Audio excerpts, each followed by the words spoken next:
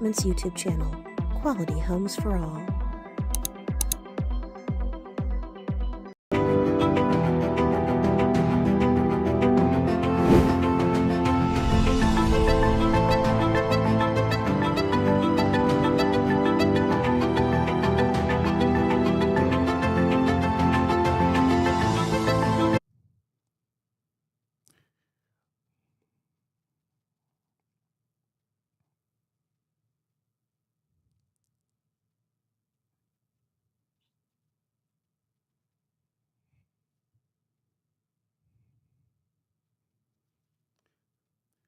Welcome to this edition of AvranceCorp Presents. I'm Kenai Andrews. We have a very special guest today for our very first episode. Joining us here from Pearson International Airport, we have the Canadian food professor, Dr. Sylvain Charlebois. Good afternoon. Thanks for coming on, Doctor. Let me just take a look here.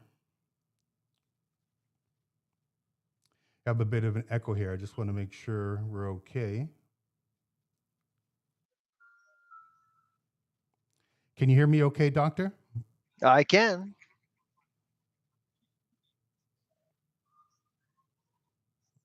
Okay.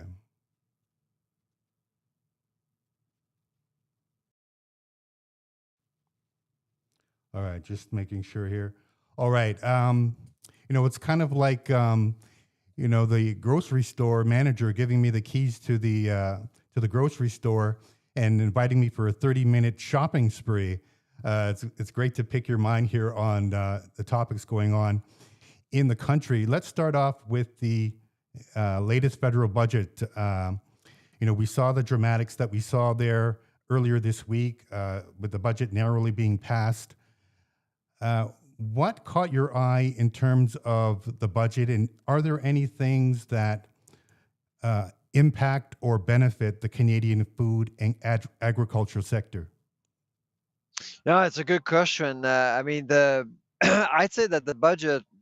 Let's put aside the deficit and the debt. Of course, it's been attracting a lot of attention. Uh, but I would say that this particular budget was free of gimmicks and slogans, which, to be honest, was refreshing. Sometimes a budget is meant to be boring, and this is exactly what we got, a boring budget. Why? Because it's thinking beyond 1 year. Over several years, we're looking at investing in infrastructure, defense spending.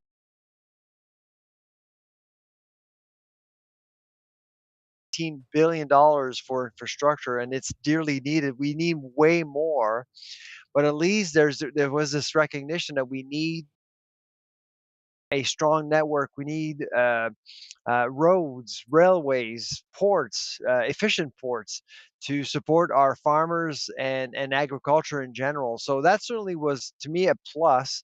There were some funds given to the agri stability program, which is always a must. I think it's important. Um, of course, for farmers, to help farmers dealing with Mother Nature and climate change, and there's always going to be some issues related to change in Canada and produce. But what was lacking, I think, and it's the same thing every time, is the lack of vision for the agri-food sector. In America, of course, they have this farm bill. Farm bill is worth well over $1.5 trillion, which is actually the value of our entire budget in Canada, only for agri-food. But in Canada, agriculture and agri-food doesn't occupy that kind of space in the budget. And every year, I'm hoping that at some point, a government will actually look at food as a strategic pillar for our sector, similar to what the Barton report actually did claim 5, 6 years ago. But it hasn't materialized yet. Now, should we expect that from the Carney government? Not necessarily, because it's a very urban government, but still, unlike most analysts, I was actually, I gave the government a score of 7 out of 10 for the budget, because I thought it was forward looking and it was helpful. It was very much about helping the sector over time. Because gimmicks like the GST holiday, for example, and different things we've seen certainly did hurt the agri-food sector over time. I was hoping for the end of the industrial carbon tax. That didn't happen. I'm hoping that at some point, for the agri-food sector in particular, that sector would be completely exempt from carbon pricing, because I do think it actually is putting the entire sector at a disadvantage compared to other economies, especially against the United States. All right. Now, doctor, were there any issues facing the Canadian food and agricultural sector that you feel will be prominent coming into the new year? We're already, in November here, and the Yeah. new year is coming very quickly. What issues do you expect will be prominent coming in the next year in the sector? Well, obviously, geopolitics are going to be a big deal. I think everyone is waiting to exhale when it comes to CUSMA 2.0. We don't know exactly what's going to happen right now. All we know is that Washington is not talking to Ottawa, and that's never a good thing. Meanwhile, though, we do have a government reaching out to India, uh, trying to work with China as well. That's always a good thing. You want to make sure that we're not at odds with the major economies of the world. The Trudeau legacy was just terrible. I mean, it basically it has put Canada at odds against the United States, China, India. And so that's just not good, because we do want to sell commodities to these regions. And so, but in the last 6 months, I have seen some overture. I've seen some effort diplomatically to re-engage. That's going to take some time. But that's really all we can hope. And of course, I'm hoping that at some point we'll see more investments into processing. And this is the big thing that I've been advocating for over the last several years. If you don't have a strong processing sector in Canada, you can't really build a solid agri-food sector. And there was some of that in the report, in the budget, but I think sums were south of $100 million that you can't really do. Like, you need to build a new plant, a federally licensed facility with some capacity. It will cost you probably $500 million. So really, there was just not no support for more processing in Canada. And if you have a solid processing sector, everything gets easier. You can actually support your farmers, and you can innovate and adapt to I'd say, a moving consumer market, both domestically and internationally. All right. And I think one of the issues that I think you've been working on is the this issue of cloned meat and the idea of transparency or lack thereof from Health Canada. Can you shed some light for us for our viewers here and what exactly is going on? Yeah, I'm to be honest, I was a bit I'm a bit surprised by this whole story, to be honest. Mm. So I wrote an op-ed on October 29th, so a few weeks ago, basically stating what I was hearing in the industry. Uh, Health Canada is about to, or has approved, the commercialization of meat products coming from offsprings of clone animals, essentially. So it's not the clone animals per se, but it's offsprings, like babies, essentially. And what I was hearing, of course, is that Health Canada wouldn't consider these products as novel. And when you look at the scientific literature, it is true that if you eat a conventional piece of meat, beef or pork, and a cloned piece of beef or pork, you wouldn't be able to tell the difference. It's true. However, in era of transparency and consumer trust, I thought that perhaps Health Canada would consider seriously to label these products. Well, it it actually got worse. Not only that, Health Canada is not looking at enforcing a mandatory rule around labeling for clone meat, but it's also not planning to send out a press release for media to let media know what's happening. Hmm. Probably because they knew that people would not react appropriately.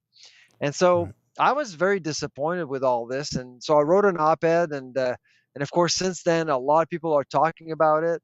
But there's been no movement from Health Canada, nothing from industry.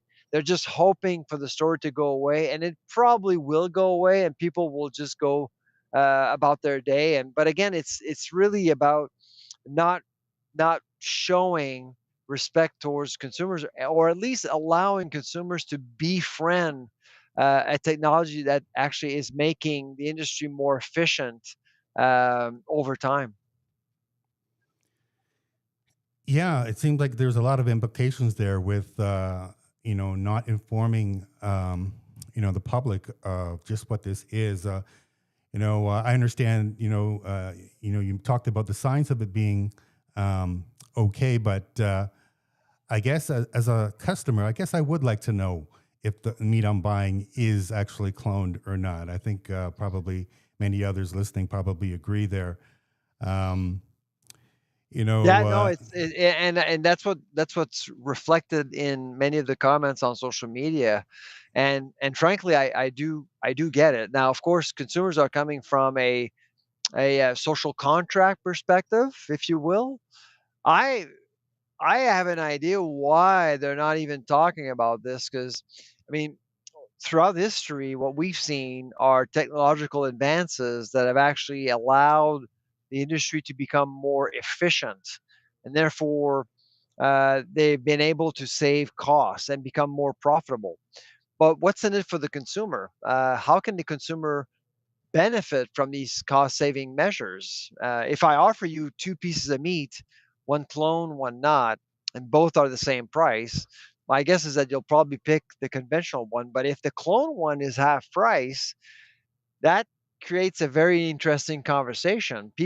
Some people may decide to go with the clone version. And that's kind of what I'm getting at, and that's probably why industry is not talking about it, why regulars aren't talking about it, because as soon as you actually start to recognize how fragmented demand is and how you build currency, market currency for each and every verticals, um, people won't recognize the value of what's happening in the industry. It was the same thing with genetic engineering in the 90s with GMOs. There was no will to label, so we're adopting the same approach and we're repeating the same mistake over again. I guess Health Canada has seen better days. As a layman, I personally think back in the '90s or even early '80s, it was a little bit easier for Health Canada as we had a more stronger and more respected Food and Drug Administration in the United States that I felt could help do a lot of this heavy lifting in terms of researching new drugs and issues, and they could kind of look at the FDA and see what they did, and kind of like a cheat sheet, and use it towards what they were doing. But now, with an FDA that is not as respected, that is going through a lot of issues right now with the current administration there, it seems like Health Canada has to do a lot more, or is not used to perhaps doing a lot of the heavier lifting, and maybe even expected to lead now here in terms of North America, in terms of uh, evaluating and researching these types of issues. No, I would say I would agree. I mean, they did have some public seminars last year, but my guess is that nobody went, or people who did go were advocates. And no, it was documented. It was all about clicking boxes, and the title of these workshops were very scientific, and people probably never clued into what was going on. And so, to me, it's a very critical way of going around the public, going around the issue. To me, it's quite critical, especially right now with consumer trust, to to look into this issue. I mean, Canada is actually supporting a Center for Food Integrity and Consumer Trust, and they don't even look at these things.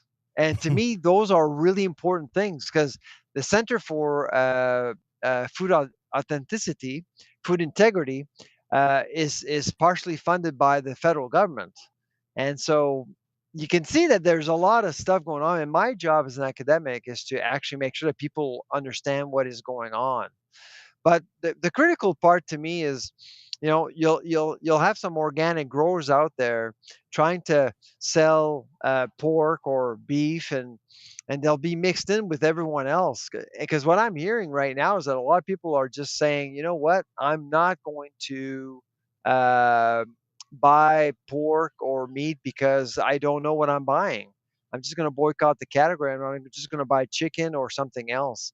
That's never a good thing because the meat counter is an important part of our food economy. It generates a lot of profits and revenues for the industry, and so you don't want to see Canadians boycotting these types of products.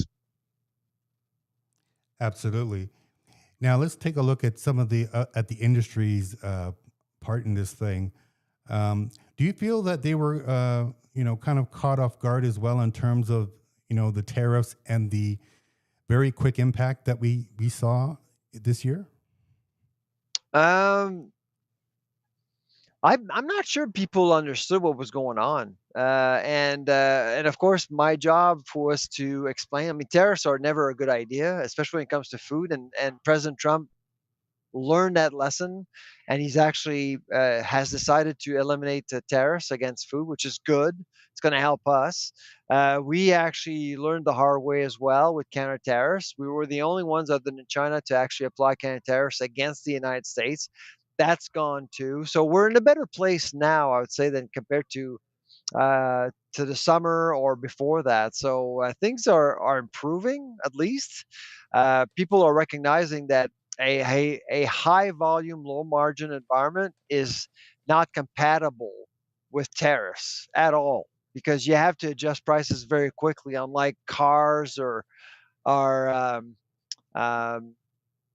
softwood lumber or anything else. Margins are so low, and Right. so at least there's this recognition that we shouldn't be touching the food supply at all. So if you had to give Prime Minister Carney a thumbs up or thumbs down through this whole process thus far, what would be your grade? Would that count right there? Because Yeah. on in terms of not making stupid decisions to affect affordability, I would say this. In terms of geopolitics, he has not delivered at all. I mean, we still have no deal. He did promise to have a deal by July 1st. We're Right. almost December 1st. And so Right. I think he basically um, brought forward during the election a roadmap that was impossible to achieve. Now, in my view, I think n- nationally expectations were pretty high. People were expecting Carney to become the messiah, to actually be the one person who can deal with Donald Trump. He can't. And the reality is that nobody can. Nobody. Nobody can, and that should have been the message conveyed to Canadians during the election. Nobody can deal with Donald Trump. Okay, I would say that there's probably one politician that has done a very good job in dealing with Donald Trump, and her country is still facing tariffs, and that would be President Claudia Sheinbaum out of Mexico. I mean, Mexico really has the best deal in the world. I mean, we say that Canada has the best deal. Prime Minister Carney is saying that we have the best deal. That's not true. Actually, it's Mexico. Mexico has a like for non-CUSMA compliant products, their tariff is at 10%, and they Right. have no sectorial tariffs, zero. Right. So Mexico is doing very well. All right. Well, okay. If Prime Minister Carney has more work to do, then what about the provinces here? Because we saw this elbows up strategy in combination with the premiers, and then we kind of saw that go a little bit sideways too. Yeah. Once the regional pressures came through to the premiers. One of the things I guess is intra-provincial trade barriers within Canada. Can that be looked at in more detail going forward, or is that just part of several operational things that we can look at to try and strengthen the food and trade within Canada? It's a big problem. We actually did calculate like a few, I think it was last year, we calculated how Canadians would save if you were to eliminate interprovincial barriers, how much money people would save at the grocery store, just retail, not service, not restaurant, but just retail. And it's about $250 per person, which is actually not bad. But the biggest problem when it comes to interprovincial trade barriers is supply management. Supply management within the system, you have quotas managed by provinces. I don't know if provinces would want to let go of the control of their quotas because within supply management you produce what you need, but these quotas are granted to farmers by provinces, not the federal government. And so I'm not sure if there's actually any will to do anything in regards to supply management at this point. And so but there is some things that provinces can do. Now, I think that the feds have actually done all the work they can do as a result of wanting to eliminate these barriers, but the heavy lifting will have to come from provinces, and we haven't seen a whole lot of changes. Right. I guess it's more of the same for now. Just jump on the jump on the train there, and anything that Carney can collect, we all grab a bit at the dinner table, I suppose. Pretty much, yeah. And I see what you did there, dinner table. Yeah. Now, you've also done some work and research into the issue of food waste, and the fact that just simply by misinterpreting food labels As before can dates, yeah. result in an average of $246 Canadian a year. Can you walk us through that and why and how, or maybe we can improve that number? Uh, well, first of all, a third of Canadians don't understand what these dates are about. That needs to change. Yeah. Okay. So they think there's science to these dates. There's zero science, like zero. So these Wow. dates are put on products coming out of the production line, basically, for products that have a conservation period of no more than 90 days, essentially.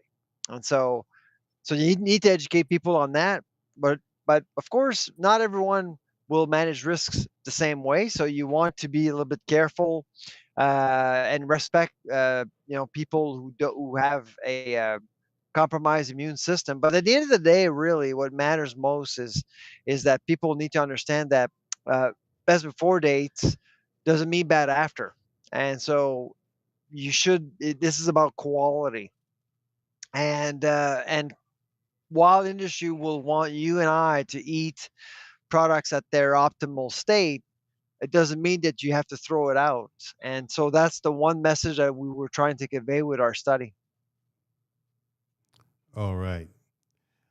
We're here talking with Dr. Sylvain Charlebois, the Canadian food professor, also the senior director at the Agri-Food Analytics Lab in Dalhousie University.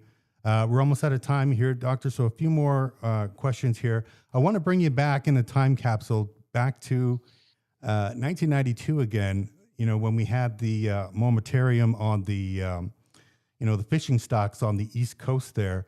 It was a devastating moment there. And I remember myself as a 19-year-old understanding just the devastating impact that shutdown brought to the region and really for Canada. in general. Would you consider that one of the turning points, one of the wake up calls for Canada to take a closer look at the food supply and the operations supporting it?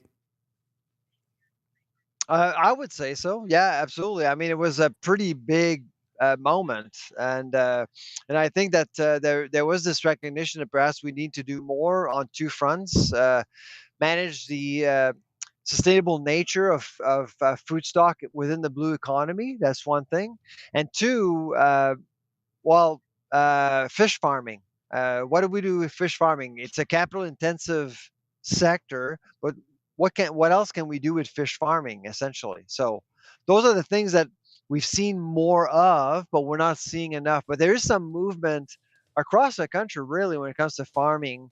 There's some in Winnipeg, there's some in Saskatchewan, Alberta, in Quebec as well, in Ontario. So at least there's this awareness that we need to do more than just not only relying on oceans, but uh, we also need to manage stocks very, very responsibly. All right, and then finally, you also attended recently a rural economy not press conference, but international conference in Colombia recently, where Yes, you, along and with Menlin. many, yes, right, where you, along with many other thinkers, discussed the rural economies. Can you give us three takeaways from what you learned at that conference? Well, one, Colombia is looking for new friends, just like Canada. I was the only Canadian there. There was one American too, and clearly they want to engage with us. So that's one. Two, Colombia is complicated. It has a really complicated past, and dealing with farmers is not easy. They're very scared because of warlords, essentially. And three, religion is a big part of the agri-food sector. If you're not religious, well, they will ask you, "Are you a Catholic? Do you practice?" Because they believe that God has a huge impact on their productivity. And we need to respect that, but at the same time, they also need to understand that the rest of the world works a little bit differently. And also, it was very hard to find people who spoke English. And so the other, I mean, economies that have done very well have actually learned English quite a bit. Like China, for example, China has actually done that. And so those are the things that I actually learned when I was in Colombia. All right. And maybe one final thing. I remember the branding, being a And media by the way, guy. I have a hard stop at 2:30, just so you know. Oh, okay, no worries. Actually, I have to go soon. All right, Sorry. no, we're right here. We'll leave it there. Hopefully, we Okay. can have you back, Dr. Sylvain Charlebois. Uh, thank you so much for coming on the show. Hope to have you here very soon. All right. Take care. Bye-bye. Take care. All right, that is Dr. Sylvain Charlebois, the Senior Director at the Agri-Food Analytics Lab in Dalhousie University, and also affectionately known as the Canadian Food Professor. Well, this has been our edition of AvranceCorp Presents. I am Kanai Andrews. We hope to see you again next Wednesday for our next episode. Until then, take care.